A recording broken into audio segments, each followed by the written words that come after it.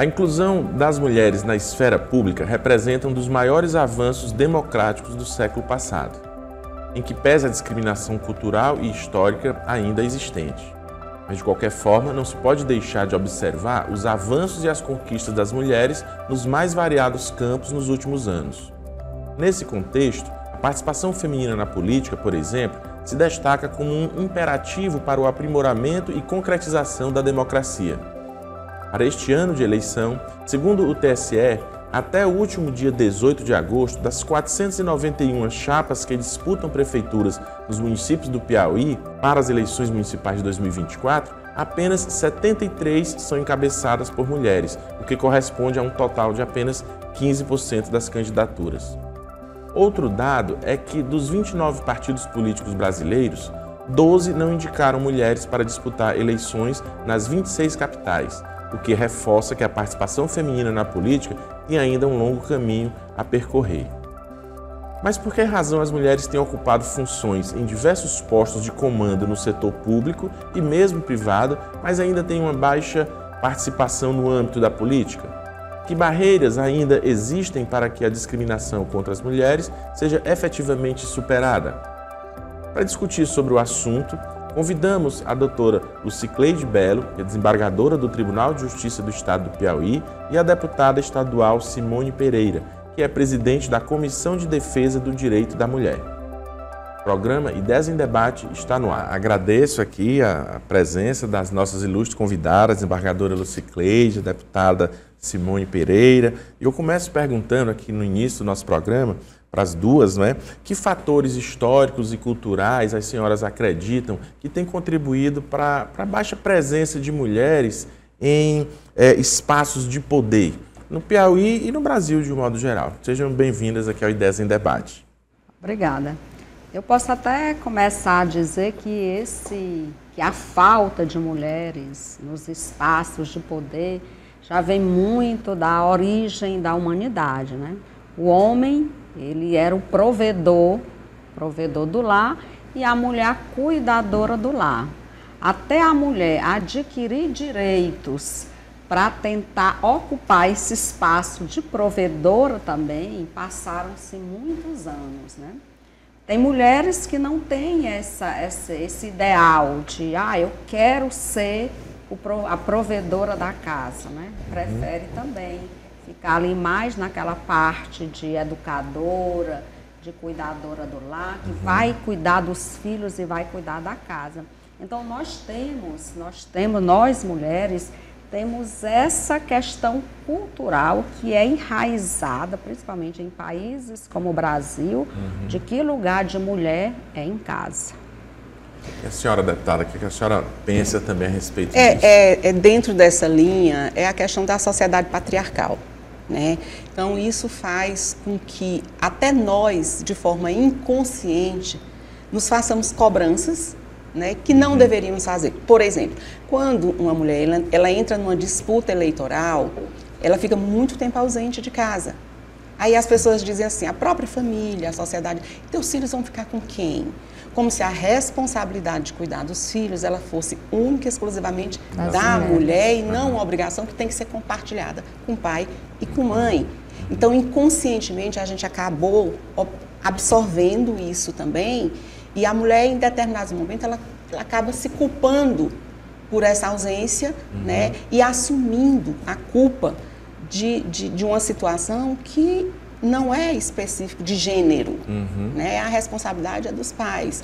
Até mesmo a gente vê as próprias mulheres, elas fazem algumas perguntas, né, que geralmente não faz para candidatos homens. Tipo, você é contra ou a favor do aborto, né? Coisas que colocam a gente, né, tentam, de certa forma, constranger a mulher. E isso é cultural e vai demandar tempo até que a mulher ela se conscientize de que ela tem o seu papel específico e que isso não é assumir um papel do homem ou da mulher, mas é um papel seu enquanto cidadão, enquanto ser político e que constrói a sociedade. A construção da sociedade ela não é responsabilidade de homem, ela é responsabilidade de todos nós. Todos nós.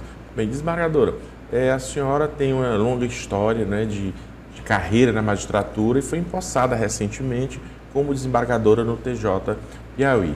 O que representa para a senhora esse momento, considerando que se trata da primeira vaga da Corte, né, destinada exclusivamente para as mulheres? Veja bem, eu tenho 35 anos de magistratura e só agora cheguei ao tribunal, né, como desembargadora nesse cargo que é um sonho, né, de todos os magistrados e magistradas.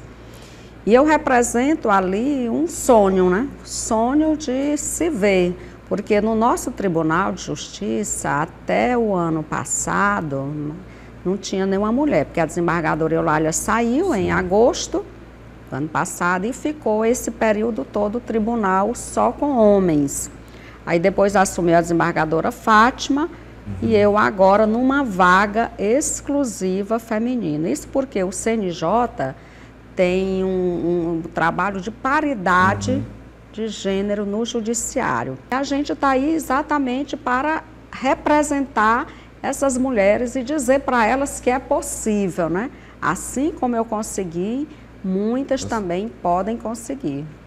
Muito bem. E em diversos campos, né? Isso não apenas dentro do Poder Judiciário, mas em outros espaços de poder também, as mulheres é um exemplo que a senhora dá para todas as mulheres. E, deputada, quais são os principais desafios nesse contexto enfrentados pelas mulheres ao tentarem ingressar na política, por exemplo? Como foi a sua experiência para conseguir ocupar esse espaço que a senhora ocupa hoje?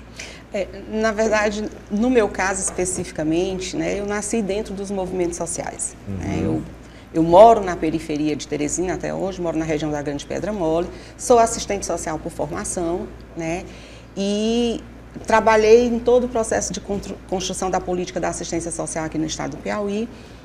Fui presidente do Conselho Municipal do Direito da Mulher. Então, o fato de você ter esse envolvimento com os movimentos sociais acabam possibilitando para que você possa ingressar nesse meio. Mas a gente sabe que o preconceito é muito grande, né? As pessoas elas compreendem que a política não é para a mulher, existe realmente, é necessário até, inclusive, a desembargadora sabe melhor do que eu, ter uma legislação para que não haja a violência política contra a mulher, né?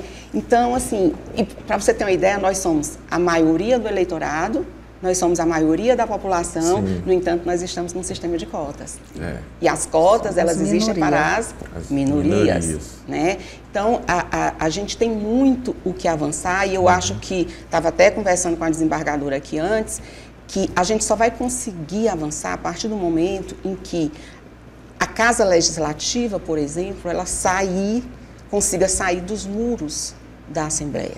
Que a gente possa dialogar com a população para que a população possa compreender que existe uma lei de proteção, uma lei de garantia de direito e que existe uma rede que foi construída para garantir o que está estabelecido em lei.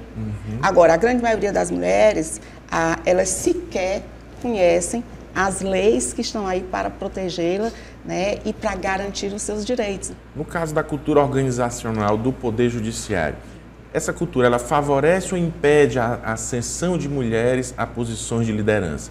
O Tribunal de Justiça ele tem trabalhado para aplicar essas leis, né, relacionadas à igualdade de gênero, aos direitos políticos, de forma a assegurar que as normas e legislações vigentes sejam cumpridas? Como é que tem sido esse trabalho? Exatamente. O CNJ, até essa vaga que eu entrei, né, uma criação do CNJ, que foi criada uma resolução estabelecendo essa paridade de gênero para ocupar esses cargos de poder dentro do tribunal, que é o cargo de desembargador ou outros cargos. Então, está se vendo essa necessidade. Como para que se modifique a cultura do povo, isso demora mais tempo, né? Se cria essas leis e atos normativos. Porque com a lei, como foi esse ato que criou uma vaga exclusiva para a mulher, isso aí ela chega mais rápido do que se mude a cultura, vai se mudar essa cultura de deixar que a mulher também participe. Então é necessário um dia até uma pessoa me perguntou, obviamente o homem, né? Se eu não me sentia mal de concorrer por cota.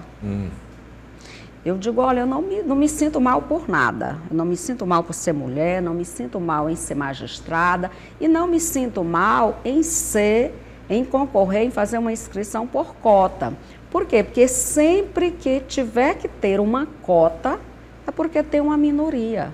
Então, se a mulher é uma minoria nesse espaço dos tribunais, dentro dos tribunais, eu exatamente quero ver se eu mudo essa realidade, colocando o meu nome numa vaga exclusiva para a mulher, para que eu possa pensar diferente, né? Que eu possa lá pensar como mulher e abrir os espaços. Eu entendo que é uma construção, né? É um processo. Então, nesse primeiro momento, se há necessidade da cota, é importante, por quê? Porque à medida que a gente vai ocupando esses espaços, a gente vai mostrando o potencial que a gente tem enquanto mulher e servindo de inspiração para outras. Porque à medida que não tem, a gente, de certa forma, fortalece a ideia de que não, realmente não tem espaço para nós mulheres. Então, se a desembargadora está lá, através de um sistema, né, seja de cota, seja por conta de uma legislação específica para garantir o direito da mulher, ela está iniciando um processo histórico, onde ela vai servir de inspiração e o desempenho dela, a execução dela, né, vai mostrar que a mulher ela é capaz e que muitas vezes ela faz até melhor do que o homem. Também há uma baixa representatividade feminina dentro do legislativo.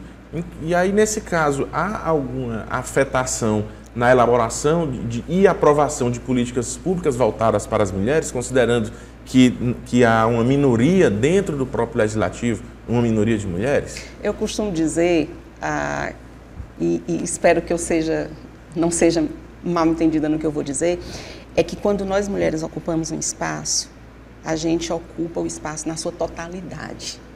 E a gente faz a diferença. Então, por exemplo, hoje a Assembleia ela tem 11 comissões. Eu participo de 9. Né? Então, a gente quer mostrar o potencial que a gente tem, a gente quer trabalhar de fato, e isso faz com que a gente, embora seja um corpo só, a gente acabe ocupando os espaços que estão ali.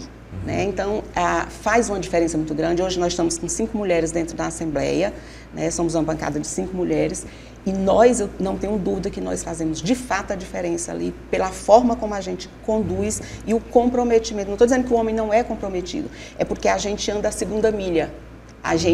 Para que a gente possa mostrar o potencial que a gente tem, a gente não se limita a fazer o que é de competência ou de atribuição, a gente sempre busca fazer mais. E desembargador, e no âmbito do poder judiciário, e a senhora fez referência aqui, que há uma baixa representatividade feminina, a senhora já explicitou, e especialmente no âmbito dos tribunais de justiça. No próprio STF, não é isso? Hoje possui apenas uma mulher. Como isso de alguma forma afeta as decisões e interpretações jurídicas, especialmente em casos que envolvem direitos das mulheres e questões de gênero, já que a maioria das interpretações são feitas por homens?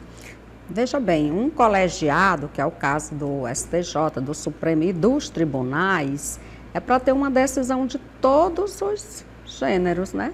Sim. Caber o homem pensando, a mulher pensando, a mulher negra, o homem negro. Então, se tem só um tipo de peso, só um gênero ali pensando, só o homem pensando, com toda essa carga cultural que nós temos, a gente pode dizer o quê, né? Ela não está bem, essas decisões, elas não estão bem representadas, né? Pelo Brasil. O Brasil, nosso país, não é só de homens. Sim. Tem toda uma diversidade de culturas, né, e de gênero. Então, a gente tem que pensar. É claro, né, pode até não sair decisões tão boas, mas o que é que se pensa? Que com o maior número de pessoas, de homens e mulheres, pretos, brancos, vai nascer decisões mais justas, que mais se adequam ao nosso país, ao nosso Brasil, né? E assim, só complementando, o que a gente vê? Não é que o homem, ele ele não abrace a causa. Mas muitas vezes ele não desperta para o problema. Né? Eu gosto muito de citar a questão desse programa que foi aprovado recentemente, que é a dignidade menstrual. Um homem, ele jamais pensaria de que as meninas que têm dificuldade financeira, que estão à margem, né, realmente do direito, né, de poder consumir um absorvente, elas deixam de ir para a escola, né, durante o período menstrual, porque o pai e a mãe não têm condição de comprar o absorvente.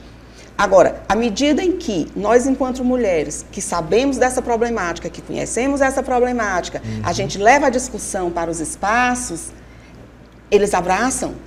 Não é que eles sejam contra, eles só não têm a mesma capacidade de despertar porque eles não vivem esse problema. É o que a gente diria que a mulher tem uma lente diferente de olhar, né, para toda essa problemática, né?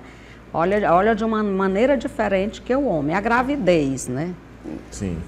Você jamais vai saber como é uma gravidez. Agora, a mulher, ela já pode dizer como é uma gravidez, sentir com aquela que pode engravidar, né? Ela já pode se assemelhar, né? Se igualar a outras mulheres e falar disso.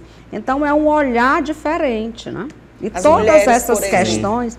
E as mais emblemáticas, diga-se de passagem, são afetas à mulher. É o aborto, essa condição aí do ciclo do vulnerabilidade menstrual, né?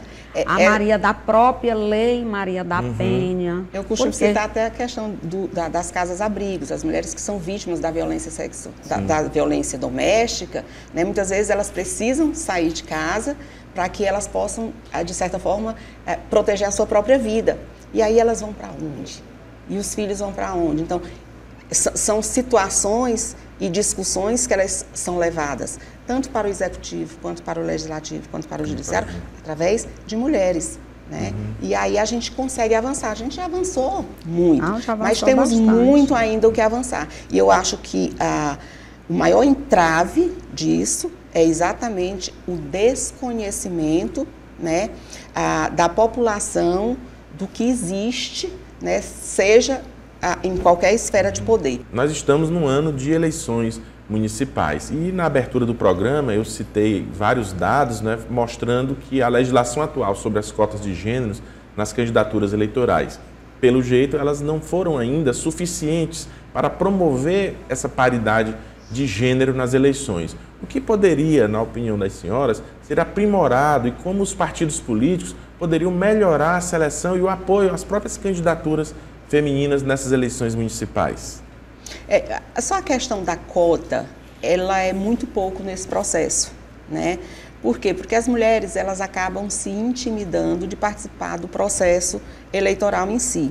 Eu costumo dizer, nas minhas falas, a gente tem sido convidado para dar muitas palestras sobre a questão do protagonismo da mulher.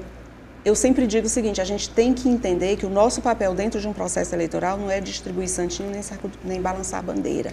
O nosso processo, a nossa participação, ela tem que ir muito mais além.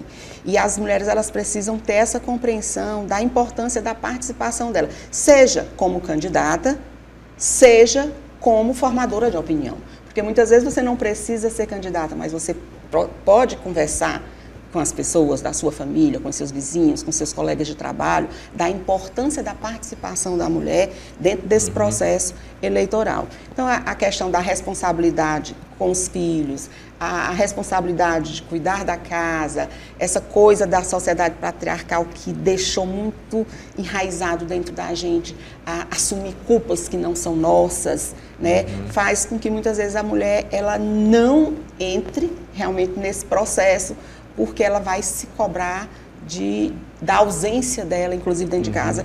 E a falta do poder também, o poder financeiro, o poder de estrutura, né? Então, embora exista um percentual do fundo eleitoral destinado para mulheres, mas mesmo assim elas ainda têm muito medo. Por quê? Porque o poder, né, de uma estrutura dentro de um processo eleitoral dos homens, né, ele é muito maior, porque eles já vêm dentro desse processo de muito tempo, né? Então isso também intimida a falta da estrutura e, infelizmente, a gente ainda tem uma sociedade que ela não compreende muito bem qual é o papel do político, né? As pessoas elas não sabem ainda sequer diferenciar qual é o papel do legislador e qual é o papel do executivo. Muitas vezes você é legislador, mas você chega numa comunidade ou numa cidade, a pessoa quer cobrar de você um calçamento, ela quer cobrar de você uma obra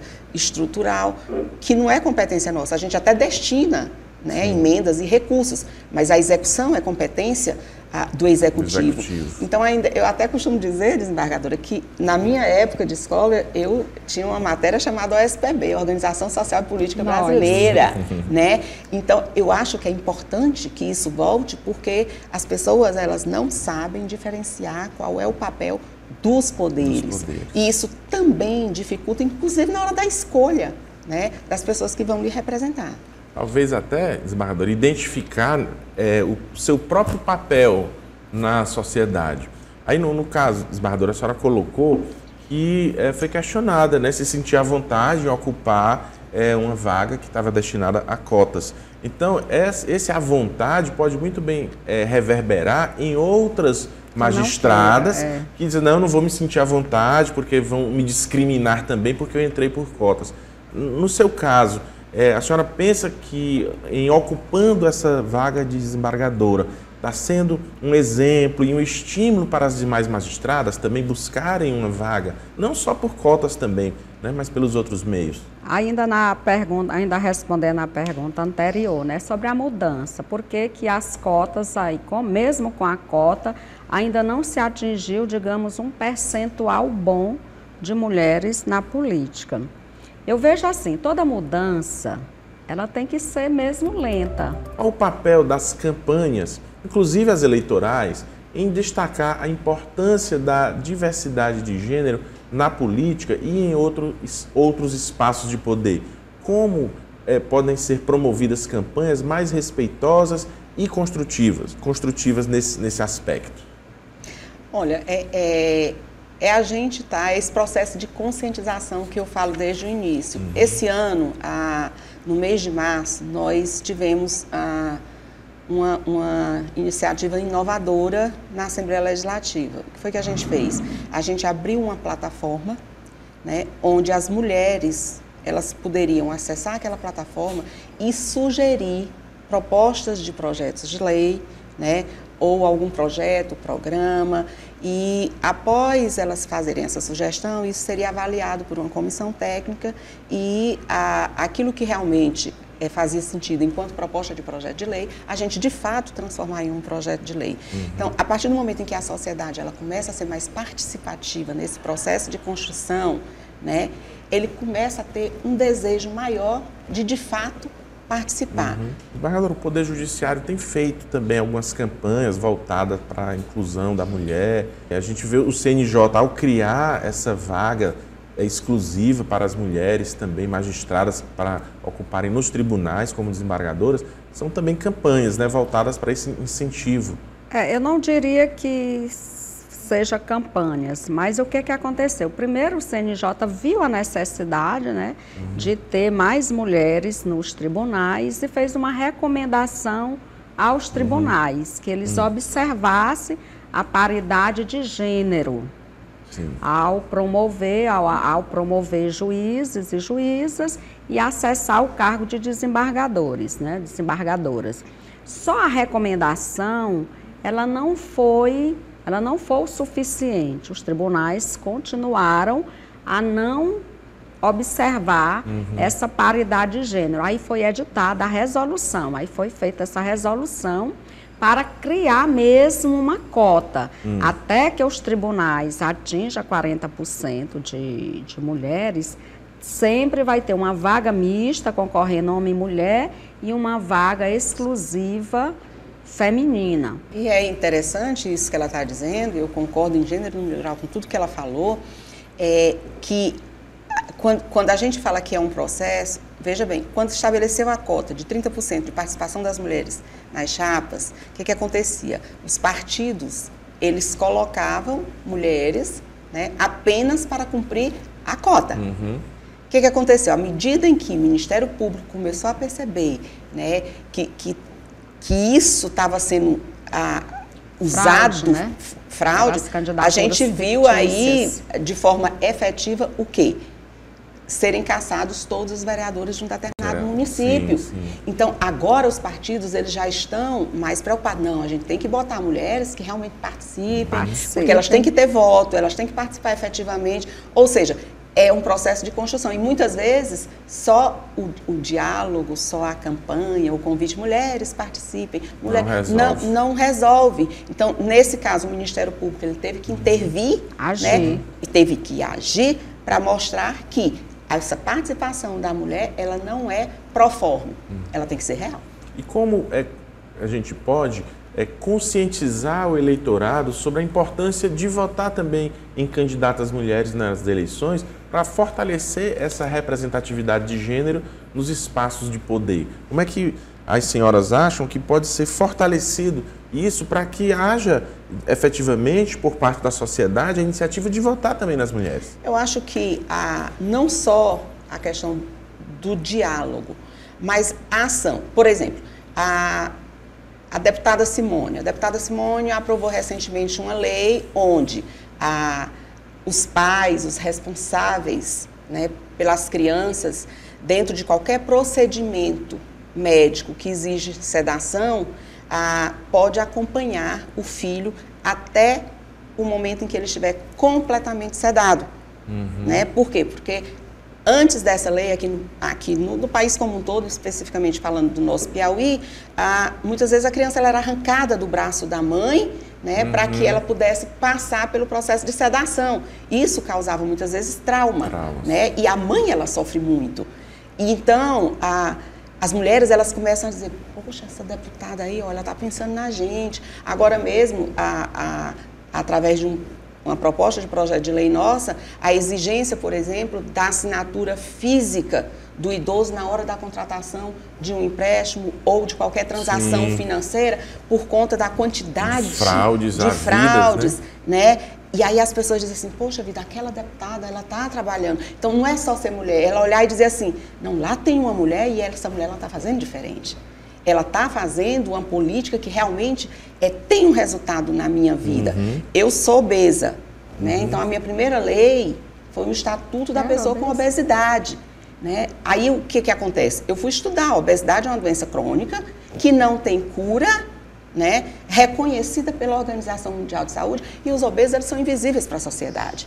E aí, ao invés de eu criar uma lei específica, eu criei um estatuto que fala de vários tipos de garantia de direito para as pessoas com obesidade. Eu não quero saber apenas de uma cirurgia bariátrica. Eu quero saber das pessoas que estão com obesidade, que precisam ser vistas pelo poder público, por exemplo, na hora de chegar na unidade de saúde, ter uma cadeira de roda específica, ter uma maca, ter um tensiômetro, ter uma bata para você fazer um exame que lhe abarque.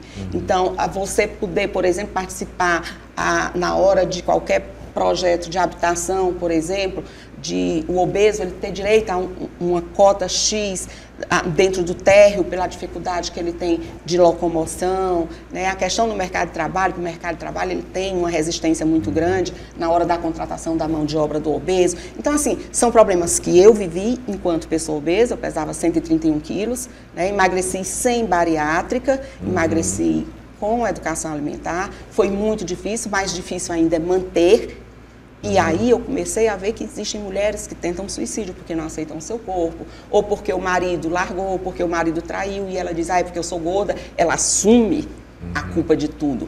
Então, muitas das mulheres que passam por esse tipo de problema, elas olham e dizem assim: não é só a mulher que está ali, mas é uma mulher que tem empatia, que se preocupa e que está lá trabalhando em favor de nós todas, seja nós como mães, seja nós como mulheres, vítimas de violência sexual, vítima de preconceito, não interessa, mas alguém que está ali para dialogar, para divulgar o trabalho, mas para que se faça, de fato, uma mudança na vida das pessoas. Desembargadora, eu já vi também no Tribunal de Justiça aqui do Estado do Piauí algumas políticas, né, que são realizadas justamente para proteger a mulher. Nos bastidores aqui a senhora citou que, enquanto magistrada, criou a Sala da Criança, e eu já vi aqui no tribunal também políticas de ações afirmativas, quando de audiências conciliatórias em que tem a mulher participando,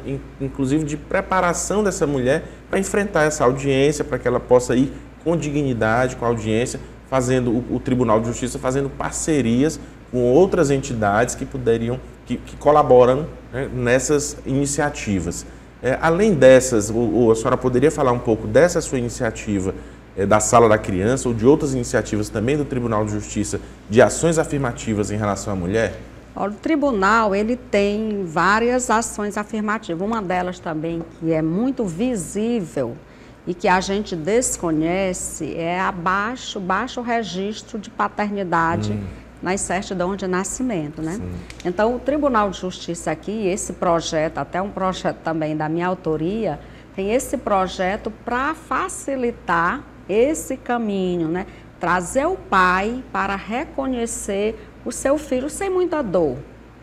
Quando eu digo assim, sem muita dor, é sem aquele processo judicial desgastante. E caro, né? No Brasil, um processo judicial não é barato se você não tiver a justiça gratuita. Então, às vezes, você pensa assim, não, hoje todo mundo é registrado. Não, toda criança hoje tem um registro. Engano. Quase 40% não são registradas. E mais da metade não tem o nome do pai. Essa criança chega na escola, ela sofre logo bullying. Cadê teu pai? Onde está teu pai?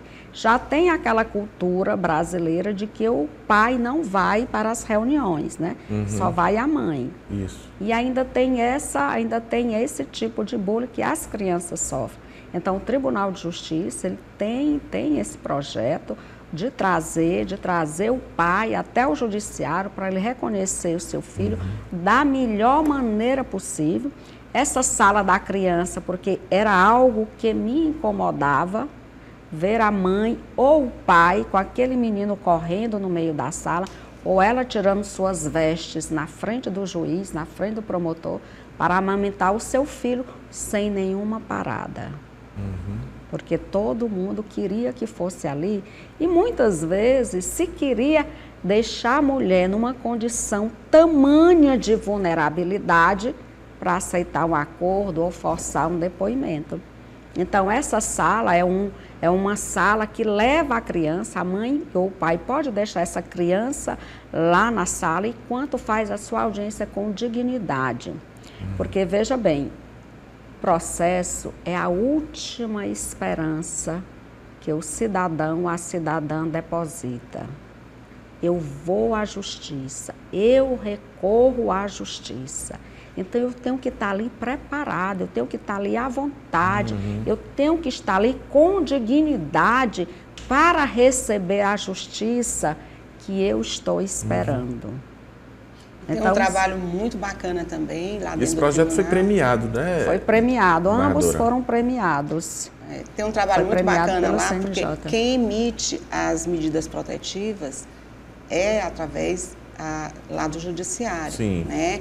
Então, a celeridade que está sendo dada na hora de emitir essas medidas protetivas, o diálogo que hoje o judiciário tem tido com as mulheres que sofrem vítima de violência doméstica, né? Toda a equipe, não só da juíza, mas também das assistentes sociais e psicólogos, né? Tem sido, assim, um avanço muito grande. Eu costumo dizer, hoje eu vejo um judiciário muito mais humanizado, muito mais próximo da população, né? E eu acho que nós, mulheres, é que de fato fazemos essa diferença.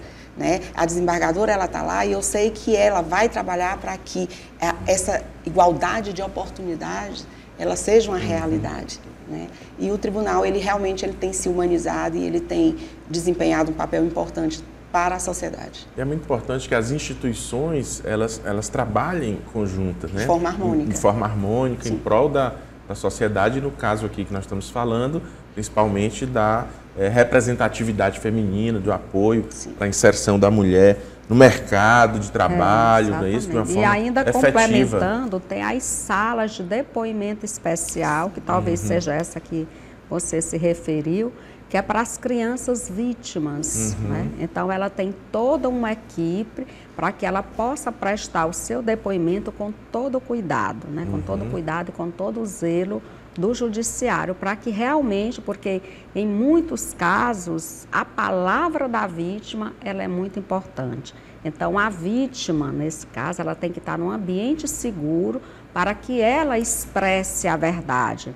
Então, tem essa sala de depoimento especial. E o judiciário, né, como um todo. Eu fiz, quando eu estava no PEMEC, eu tinha várias frentes, assim, para humanizar o judiciário. Não vou nem aqui citar, porque senão a gente tomaria muito tempo. Mas, na verdade, o que a gente precisa do judiciário é um judiciário acolhedor. É que o judiciário veja pessoas, não veja só fatos, mas veja ali que por trás daqueles fatos e questões existe uma pessoa que depositou no judiciário toda a sua esperança.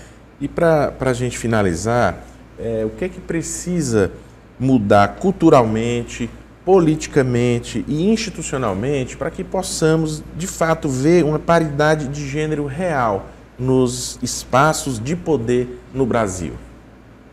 Olha, é como a gente falou aqui, essas questões culturais, porque isso é muito cultural de uma sociedade patriarcal, ela demanda tempo. Então, o que a gente tem visto hoje, né, é uma preocupação muito grande com a questão da educação, essa questão do avanço tecnológico, o acesso à informação, tudo isso vai fazendo com que a visão ela seja ampliada, né? Então, eu acredito que a gente tem caminhado a passos largos, a gente não pode perder de vista, se a gente olhar para trás, desde 1932, quando nós passamos a ter direito ao voto, a nossa realidade hoje, a gente vai ver que a gente avançou muito. Temos muito que avançar? Temos sim, mas já temos muito que comemorar.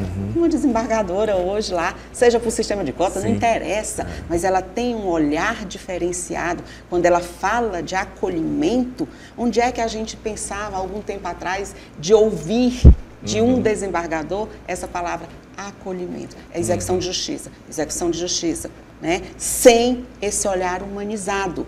Então, é esse processo que vai fazer com que a gente possa avançar, para que a gente possa, de fato, ter uma sociedade mais moderna, com mais igualdade de oportunidades, né, e com mais justiça social. Bom, eu diria assim, se pergunta o que precisa ser feito. Eu tenho, assim, uma ideia muito diferente da humanidade, né? A ideia de que nós, seres humanos, precisamos ser melhor. Eu diria que a pessoa, o ser humano, devia olhar para si, conversar consigo mesmo e dizer, refletir, o que é que eu espero da sociedade? O que é que eu espero do judiciário? O que é que eu espero do legislativo? O que é que eu espero do executivo? A partir do momento em que ele sabe o que ele quer, o ser humano sabe o que ele quer, ele começa a fazer as suas escolhas e as suas mudanças. Você perguntou, como a gente pode incentivar uma pessoa a votar numa mulher? É a partir dessa pergunta. Qual é a ideia que eu faço de um vereador? O que é que eu estou esperando de um vereador? Apenas uma dentadura? Uma carrada de cimento? Uma carrada de óculos? De barro, areia, óculos, né? E a gente vê muito isso e não adianta ninguém dizer que isso não existe, porque isso existe. Então, o que é que eu espero? Conto assim, até abrindo aqui um parêntese, para dizer que uma determinada sociedade ou pessoa votou num político, num prefeito, porque ele prometeu-lhe uma dentadura, por isso que eu fiz essa brincadeira. E aí depois que ele foi eleito, ele recebeu a dentadura, votou nele, foi eleito. Ele foi àquela prefeitura e cobrou saneamento básico, cobrou outras coisas de melhoria para o bem comum. E o prefeito disse, não, você só me pediu uma dentadura. E essa dentadura eu lhe dei. Então, essa pergunta, cada um tem que fazer dentro de si. O que é que eu espero dele? O que é que eu quero dele? O bem comum? Uma política que valorize todos e todas? Ou eu quero o meu bem pessoal? A partir dessa reflexão é que a gente pode pensar em mudanças, né? E cada vez a gente se tornar um ser humano melhor. Se você escolher bem o seu candidato, óbvio que você vai ter um candidato que atenda às suas expectativas, né? É olhar para o trabalho, não só por o que ele pode te oferecer momentaneamente, mas o que ele pode oferecer na sociedade. O que é que ele pode oferecer para a sociedade? Então, a mudança, ela tem que começar dentro de cada um. E a gente exercitar dentro da gente mesmo para a gente poder cobrar do outro. Bom, infelizmente nosso programa está chegando ao fim, né? Tem muita coisa que a gente poderia conversar. E eu vou passar a palavra para as nossas entrevistadas para que possam fazer suas considerações finais, né? Eu já quero agradecer imensamente a presença dessas ilustres entrevistadas, desembargadora Lucicleide, muito obrigado por ter comparecido aqui ao nosso programa, deputada Simone, muito importante a presença de vocês, tratando de um tema assim tão valioso para a sociedade, como a senhora bem colocou aqui no final. Eu passo a palavra agora, vocês fiquem à vontade para fazer as considerações finais. Bom, eu de início parabenizo por essa iniciativa, né? Debater ideias em debate, saber o que eu penso, o que um desembargador pensa, né? E a gente tem essa oportunidade de mostrar que o desembargador é algo acessível, né? É possível ser um desembargador, que eu sou uma pessoa como outra qualquer, né? Só estou ali, o que me diferencia de qualquer um aqui dos senhores e da senhora é a toga que eu visto lá no dia do julgamento. Mas, no mais, sou uma pessoa que estudo e que corro atrás dos meus ideais e que tenho minhas ideias e que tenho meus princípios e que estamos aí, né, para acolher, para julgar e para fazer, talvez, a diferença. A gente nunca pode dizer, você vai fazer melhor. Não, isso aí a história é quem vai contar, é quem vai dizer. Se mais mulheres no poder, a gente vai ter uma sociedade melhor, a gente vai ter uma sociedade mais humanizada. Mas um programa que traz essa ideia do debate, essa ideia do diálogo. Eu sou muito a favor do diálogo. Essa conversa aqui era uma conversa que talvez a gente teria em qualquer outro lugar e a gente está tendo aqui diante de telespectadores que podem ver que nós estamos aqui pensando também no outro. Muito obrigada. Obrigado, desembargadora. Eu queria agradecer, né, porque para mim isso é um presente, a gente poder estar aqui dialogando e a gente saber que isso vai chegar até as pessoas, né, e que isso pode fazer a diferença, pode fazer com que as pessoas repensem, né, nos seus posicionamentos, que algumas coisas que foram discutidas aqui, talvez as pessoas não tenham despertado para o que está sendo discutido aqui. Então, agradecer e parabenizar, né? Eu quero dizer que a imprensa ela é um instrumento muito eficiente dentro do processo de divulgação, né? E dentro de um processo de conscientização da sociedade. Então, estou muito feliz de poder estar participando disso. Vou replicar isso em todas as minhas redes sociais, né, para que, de fato, as pessoas possam ouvir esse diálogo. Estou muito encantada com a desembargadora, não a conhecia, né, e fico muito, muito, muito orgulhosa. Eu, como mulher, né, eu não tenho como não dizer que eu me orgulho muito de ver mulheres que são lutadoras, porque só ela sabe o caminho que ela percorreu para hoje ela estar lá. Eu sei o caminho que eu percorri para hoje estar uma deputada. Você sabe o caminho que você percorreu para você hoje estar conduzindo um programa como esse, né? Mas que as pessoas possam ver que é possível. É através de um momento como esse que as pessoas vão avaliar e vai dizer, poxa, se elas puderam, é verdade. Eu também posso, né? Então, é parabenizar e agradecer o convite e a oportunidade de podermos estar aqui. Obrigado. E as senhoras serão sempre bem-vindas aqui ao Ideias em Debate.